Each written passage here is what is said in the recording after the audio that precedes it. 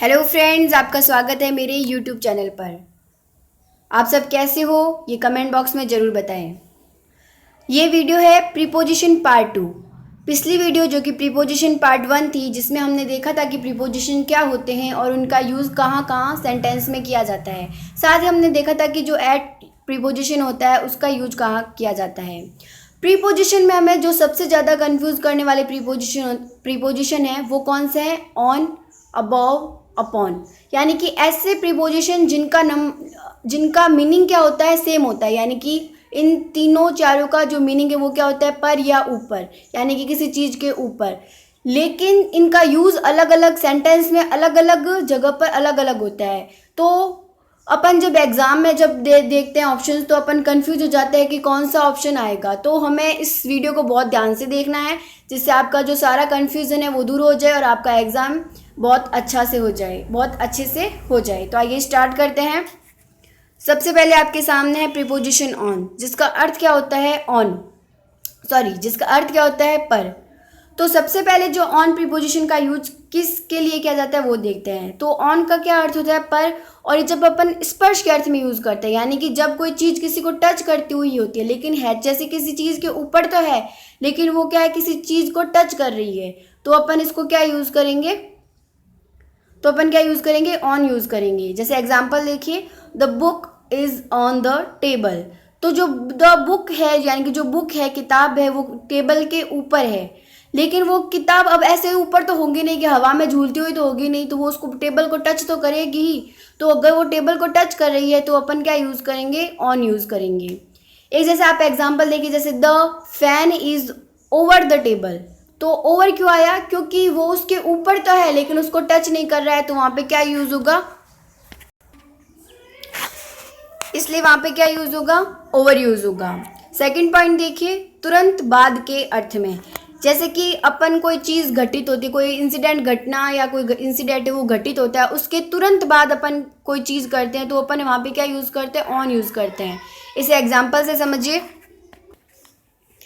इसका एग्जाम्पल देखिए, send me a message on your arrival. यानी कि जब आप पहुंचते हो तो मुझे मैसेज कर दीजिएगा। यानी कि जैसे आप पहुंचते हो उसके तुरंत बाद मुझे मैसेज कर देना। यानी कि किसी चीज़ के, घटना के घटित होने के बाद तुरंत कोई कार्य करते हैं, तो वहाँ पे अपन क्या यूज़ करेंगे? ऑन यूज़ करेंगे। आई होप आपको समझ आ गया होगा। थर्ड पॉइंट देखिए, के विषय के अर्थ में। किसी चीज़ के विषय के अर्थ में बताने के लिए अपन क्या यूज़ करेंगे? प्रीपोजिशन ऑन यूज करेंगे। एग्जाम्पल देखिए, he wrote a book on India. तो उसने एक किताब इंडिया पर लिखी नहीं, इंडिया के विषय में लिखी। तो इसलिए ऑन क्या आएगा? यहाँ पे ऑन का यूज होगा। सेकंड एग्जाम्पल देखिए, he tell me on his new book. उसने मुझे अपनी नई किताब के विषय में बताया। ऐसा यूज़ नहीं होगा कि उसने मुझे अपनी नई किताब पर बताया। नई किताब पर नहीं, नई किताब के विषय में बताया। यानी के विषय के अर्थ देने के लिए अपन क्या यूज़ करेंगे? ऑन यूज़ करेंगे। नेक्स्ट पॉइंट देखिए, समय जो पूरा दिन 24 घंटे की अवधि दर्शाए। यानी कि ऐसा टाइम पीरियड जिसमें 24 आवर्स इंक्लूड हो। जैसे कि ऑन मंडे, तो मंडे में 24 आवर्स हो गए। यानी कि जो अपना वीक है, वीक का कोई भी डे हो, उसके आगे अपन क्या यूज़ करेंगे? ऑन यूज़ करेंगे। On Monday, on Sunday, on Wednesday, on Friday, ऐसे। और जैसे कि कोई डेट दे रखी हो, जैसे कि ऑन 13 जनवरी, ऑन 5 जनवरी, यानी कि कुछ भी हो, आपको 24 आवर्स होना चाहिए, तो वहाँ पे अपन क्या लिखेंगे? ऑन यूज़ करेंगे। On independence day, on republic day, on birthday, है ना। एग्जाम्पल देखिए, he arrived here on Monday. वह यहाँ मंडे को पहुँचा। तो यहाँ पे को का अर्थ दे रहा है। Exam will be held on 13 जुलाई। यानी कि एग्जाम कब रखे जाएंगे? 13 जुलाई को। यहाँ पे ऑन किसका अर्थ दे रहा है? को का अर्थ दे रहा है।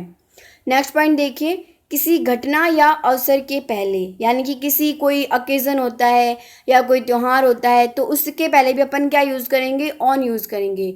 यूजुअली अपन ऑन यूज़ भी करते हैं बोलचाल की भाषा में। जैसे देखिए, ऑन अराइवल यानी कि उसके आगमन पर, ऑन डिपार्चर उसके प्रस्थान पर, यानी कि कोई जाता है तो उसे प्रस्थान बोलते हैं। ऑन दीपावली, दीपावली पर, ऑन होली यानी कि कोई फंक्शन हो गया, कोई ओकेज़न हो गया, कोई फेस्टिवल हो गया, तो अपन क्या यूज़ करेंगे, ऑन यूज़ करेंगे इसके आगे। नेक्स्ट पॉइंट देखिए, फिक्स्ड फ्रेज में जो कुछ वर्ड्स होते हैं वो फिक्स होते हैं और उनका जब साथ में यूज़ किया जाता है तो ही उनका अर्थ होता है, उनका कुछ अलग अर्थ निकलता है। जैसे कि ये फिक्स्ड फ्रेज है, ऑन रिक्वेस्ट यानी कि रिक्वेस्ट पर, प्रार्थना पर, ऑन टॉकिंग टर्म यानी कि बातचीत के ऊपर या बातचीत के द्वारा, ऑन फुट यानी कि पैदल। ऑन फुट का जब भी यूज़ करेंगे तो उसका मतलब क्या होगा, पैदल होगा, तो इसके साथ फुट के साथ क्या यूज़ करेंगे, ऑन यूज़ करेंगे। आई होप आपको ऑन का जो यूजेस है आपको अच्छे से समझ आ गए होंगे। इन चीज़ों को आपको बार बार रिवाइज करना है और ध्यान भी रखना है ताकि आप आगे कन्फ्यूज़ ना हो। जैसे कि सेकंड अपना प्रीपोजिशन है अपॉन, इसका अर्थ भी क्या होता है, पर या ऊपर। अब इसका यूज सेंटेंस में कैसे किया जाता है और कहाँ किया जाता है, ये देखते हैं। फर्स्ट पॉइंट है, जब वस्तु गति करके एक साइड से दूसरी वस्तु के ऊपर आए, यानी कि जब कोई कोई चीज़ है वो एक साइड है यानी कि लेफ्ट साइड है और लेफ्ट साइड से वो आगे चलकर, दौड़कर, कूदकर किसी दूसरी वस्तु के ऊपर जाती है तो उस तब अपन क्या यूज़ करेंगे, अपॉन यूज़ करेंगे। जैसे एग्जांपल देखिए, the children jumped upon the mattress, यानी कि जो बच्चा है वो बिस्तर पर, मैट्रेस मतलब क्या होता है, बिस्तर, बिस्तर पर कूदा, यानी कि वो गति करके आया है, यानी कि उसने मूवमेंट तो किया ही है। भाई जंप करेंगे तो ऐसे तो है नहीं कि एक जगह पे सिर्फ खड़े खड़े तो जंप होगा नहीं, जंप करने के लिए आपको एक जगह से दूसरी जगह जाना पड़ेगा, तो आपके अंदर मूवमेंट होगा। तो मूवमेंट को शो करने के लिए अपन क्या यूज़ करेंगे, अपॉन यूज़ करेंगे। नेक्स्ट एग्जाम्पल देखिए, जैसे कि the mouse jumped upon the lion. अब इसमें क्या, आपने ये वो कहानी तो सुनी होगी, लॉयन एंड द माउस, तो उसमें अपन क्या है, जो माउस है वो चूहा है, वो शेर के ऊपर कूदता है, तो यानी कि वो मूवमेंट करके शेर एक साइड से दूसरी साइड लॉयन के ऊपर यानी कि शेर के ऊपर कूदा, यानी कि कूदता है। सेकंड पॉइंट देखिए, कुछ फ्रेजेस में यानी कि कुछ फिक्स्ड फ्रेज में, जैसे कि एग्जाम्पल देखिए, वंस अपॉन अ टाइम, यानी कि एक समय की बात है। आपने जितनी भी अभी तक स्टोरीज याद की है ज़्यादातर उनकी शुरुआत कैसे होती है, वंस अपॉन अ टाइम, एक समय की बात है, तो वहाँ पे भी अब क्या यूज़ करेंगे, अपॉन यूज़ करेंगे। नेक्स्ट पॉइंट देखिए, नेक्स्ट प्रीपोजिशन देखिए, ओवर। ओवर का भी अर्थ क्या है, पर या ऊपर। अब आपको कंफ्यूज नहीं होना है, अपने जो पॉइंट्स हैं उनको ध्यान से समझना है। फर्स्ट पॉइंट है के ऊपर, लेकिन बिना स्पर्श के। लेकिन ऑन का यूज अपन कैसे करते थे, जब टच, कोई चीज़ किसी के ऊपर है लेकिन उसको टच कर रही है। लेकिन ओवर का यूज़ कहाँ करेंगे, कि वो उसको, इसके ऊपर तो है लेकिन उसको टच नहीं करे। जैसे कि example, the fan over the table, यानी कि जो पंखा है वो टेबल के ऊपर तो है लेकिन वो उसको टच नहीं कर रहा है। ओके, फिर सेकंड देखिए, एक ओर से दूसरी ओर जाना। अभी हमने देखा कि जब अपन जंप करके किसी के ऊपर जाते हैं तो अपन अपॉन यूज़ करते हैं, लेकिन अगर अपन जंप करके किसी चीज़ को क्रॉस करके दूसरी साइड चले जाते हैं तो अपन क्या यूज़ करेंगे, ओवर यूज़ करेंगे। जैसे कि एग्जांपल देखिए और इस जो पिक्चर दी गई है उसे देखिए, इसमें जो स्माइली है वो एक साइड जो वॉल दी गई है उससे जंप करके वो दूसरी साइड चला जाता है, यानी कि ही जंप्ड ओवर द वॉल, यानी कि वो दीवार के ऊपर से कूदा, तो अपन क्या यूज़ करेंगे, ओवर यूज़ करेंगे। यहाँ पे अपन ऑन या अपॉन यूज़ नहीं करेंगे। तो ये एग्जाम में आपको एग्जाम्पल भी याद रखना है और ये पॉइंट भी याद रखना है। थर्ड पॉइंट देखिए, एक किनारे से दूसरे किनारे तक। अगर कोई चीज़ एक किनारे से दूसरे किनारे तक स्थित है, जैसे कि आपने यूजुअली एक ब्रिज देखा होगा, पुल देखा होगा। पुल क्या होता है, जो नदी पर बनाया जाता है, जो नदी के एक किनारे से दूसरे किनारे तक बनाया जाता है। तो वहाँ पे भी अपन क्या बनाएंगे, यानी कि जो ब्रिज है वो है तो नदी के ऊपर, तो अपन ऑन भी यूज कर सकते हैं, अपॉन भी यूज कर सकते हैं, लेकिन ऐसा नहीं करना है अपन को। वहाँ पे क्या यूज़ करना है, ओवर यूज़ करना है। जैसे कि एग्जाम्पल देखिए, there is a bridge over the river. Okay, I hope आपको अभी तक यहाँ पे समझ आ गया होगा। कोई भी डाउट हो तो अपना कमेंट बॉक्स में डाल दीजिएगा। नेक्स्ट एग्जाम्पल देखिए, नेक्स्ट पॉइंट है आपके सामने, शासन करने के अर्थ में, यानी कि रूल करने के अर्थ में। जैसे कोई राजा होता है, वो एक जगह पर क्या करता है, शासन करता है, तो उसके अर्थ में भी क्या अपन यूज़ करेंगे, ओवर यूज़ करेंगे। एग्जाम्पल देखिए, he ruled over a large kingdom, उसने एक बहुत बड़े साम्राज्य पर शासन किया। नेक्स्ट पॉइंट देखिए, अधिक, यानी कि कोई चीज़ अधिक है, इस ये बताने के लिए अपन क्या यूज़ करेंगे, ओवर यूज़ करेंगे। एग्जाम्पल देखिए, आई हैव ओवर 30 बुक्स, मेरे पास 30 से ज़्यादा पुस्तकें हैं, यानी कि मेरे पास 30 पुस्तकें तो है ही, लेकिन उससे ज़्यादा भी है। तो ओवर, अपन कहते हैं ना कुछ ज़्यादा ओवर मत कर, या कुछ ज़्यादा ओवर हो रहा है यानी कि अधिक हो रहा है, तो अपन वहाँ पे क्या यूज़ करेंगे, ओवर यूज़ करेंगे। नेक्स्ट पॉइंट देखिए, दूर किनारे पर, जैसे कोई चीज़ है वो हमसे दूर किसी किनारे पर स्थित है, तो अपन क्या यूज़ करेंगे, over. Example, they live over the street, वे गली के किनारे पर, दूर किनारे पर रहते हैं। स्ट्रीट मतलब क्या होता है, गली। नेक्स्ट पॉइंट देखिए, के संबंध में, यानी कि किसी चीज़ के रिलेशन में अगर अपन को बताना है तो भी वहाँ पे क्या यूज़ करेंगे, ओवर यूज़ करेंगे। एग्जाम्पल देखिए, he had no difficulties over his income tax, यानी कि उसे अपने इनकम टैक्स यानी कि आयकर पे कोई, आयकर के संबंध में कोई तकलीफ नहीं है, उसे अपने आयकर के संबंध में कोई तकलीफ नहीं है, यानी कि के संबंध के अर्थ में भी अपन क्या यूज़ करेंगे, ओवर यूज़ करेंगे। आपके सामने नेक्स्ट पॉइंट है, से ज़्यादा के अर्थ में।